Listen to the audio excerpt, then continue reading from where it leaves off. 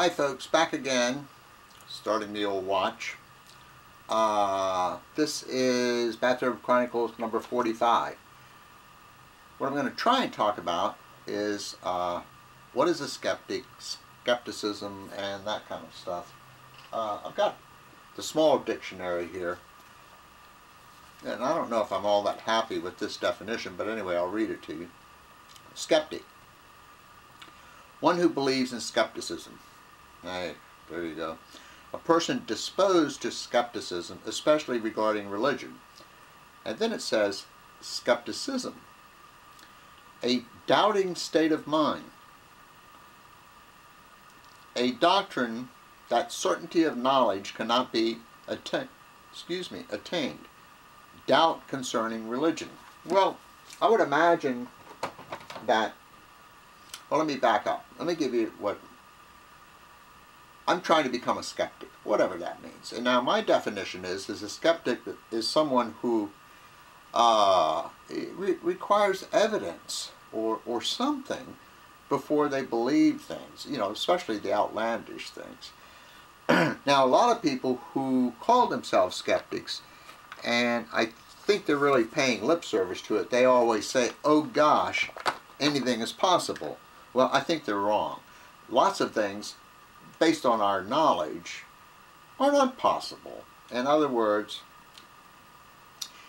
if I'm standing outside and I have no mechanical device or anything, and I'm standing there flat-footed, and I tell someone that I can jump 50 feet straight up in the air without any assistance of any kind, just on my own, I think we would all out of hand say, no, you can't do that, and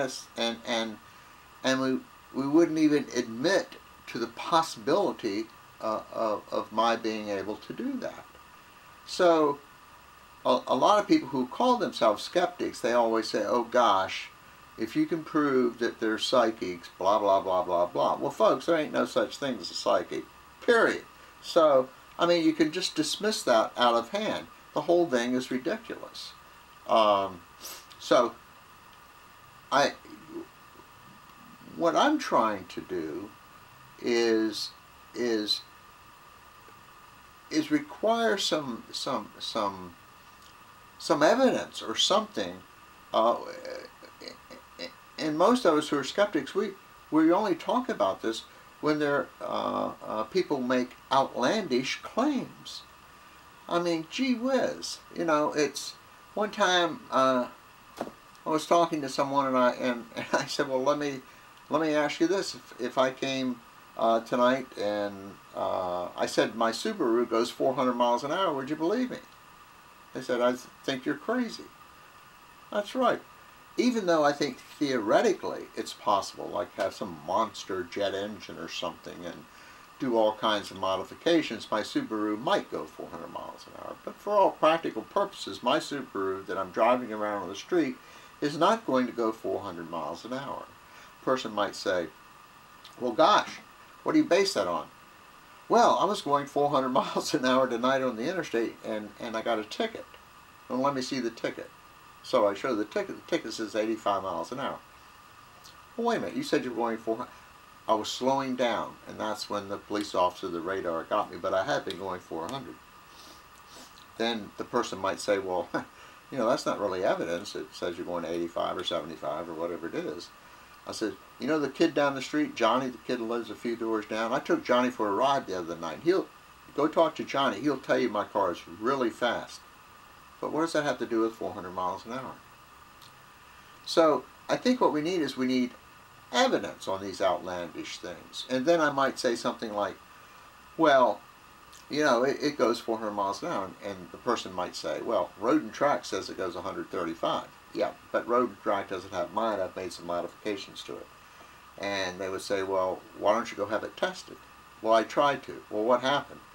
Well, they won't let me test it. Who won't let you test it?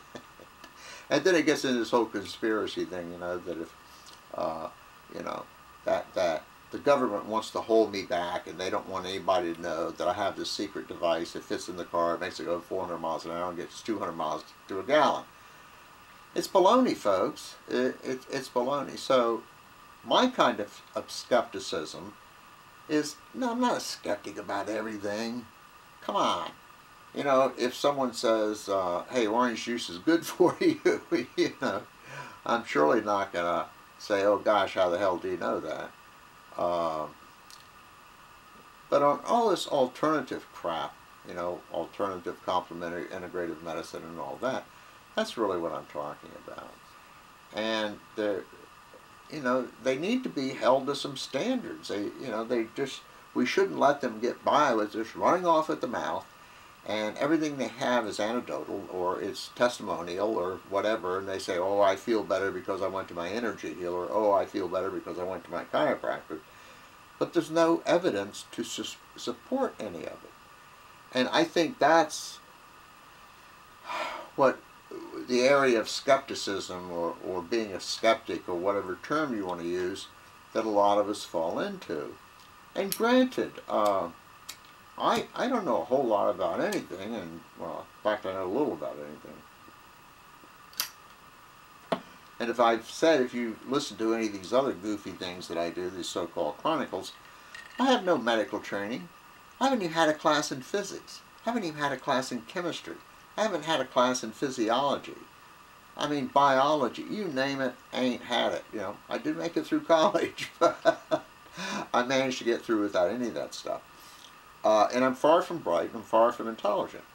But, as I often jokingly say, my IQ is above room temperature.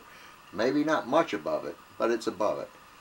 And, you know, folks, you need to have a certain amount of skepticism too. You know, when you're going to all these whack jobs out there, these chiropractors, acupuncturists, you know, reflexologists, and all the other stuff, you know, putting your feet in something they say it's going to suck the toxins out of you. The energy healers, what else is out there? Well, you know what I mean. All this kind of junk. I mean, what's up with you? You know? Okay, I'm going to part 2. I'm getting close here. So anyway, I'll be back in a minute.